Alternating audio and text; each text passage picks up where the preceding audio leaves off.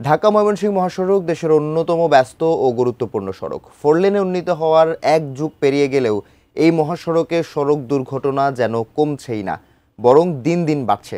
আরও বিস্তারিত জানাতে মহাসড়কের ভরাডোবা হাইওয়ে থানার সামনে থেকে সরাসরি যুক্ত হচ্ছেন ময়মনসিংহ প্রতিনিধি আসাদুজ্জামান সুমন। সুমন, কেন আসলে মহাসড়কে এই মৃত্যুর মিছিল বাড়ছে, কি বলছেন যারা এ সংশ্লিষ্ট কার্যক্রমের সাথে যুক্ত আছেন তারা?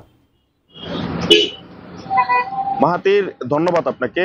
আজ সড়ক দিবসে কিন্তু আমরা যে সড়কের বিশৃঙ্খলা সেটি কিন্তু আমরা দেখছি।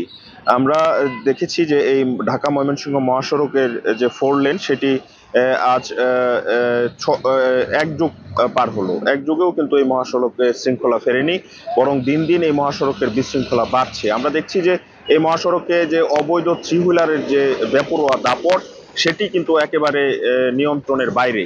আমরা যদি এই মহাসড়ক দিয়ে যে যানবাহনগুলো চলে তার অধিকাংশই কিন্তু এই অবৈধ থ্রি হুইলার এবং এই যে মেয়াদ উত্তীর্ণ যে ফিটনেসবিহীন গাড়ি সেগুলোর চলাচল আমরা দেখছি। আমরা পুলিশের সাথে কথা বলেছি, তারা আমাদেরকে জানিয়েছেন যে আসলে এই যে 5ই আগস্টের পর মানুষের ভিতরে আইন না মানার যে একটি প্রবণতা সেটি কিন্তু হচ্ছে, এবং যার প্রভাব কিন্তু এই মহাসড়কেও পড়ছে। এবং পুলিশের যে নির্দেশনা, পুলিশের যে নিয়ম নীতি সেগুলো কিন্তু কেউ তোয়াক্কা করছে না। সব মিলিয়ে কিন্তু এই মহাসড়কের যত্রতত্র ইউটার্ন এবং যে সংস্কার কাজ সেটির ধীর গতির কারণে এই মহাসড়কে বিশৃঙ্খলা লেগেই আছে। তো সব মিলিয়ে এই ছিল মাহাতির আমার কাছে ঢাকা ময়মনসিংহ মহাসড়কের সবশেষ খবরাখবর।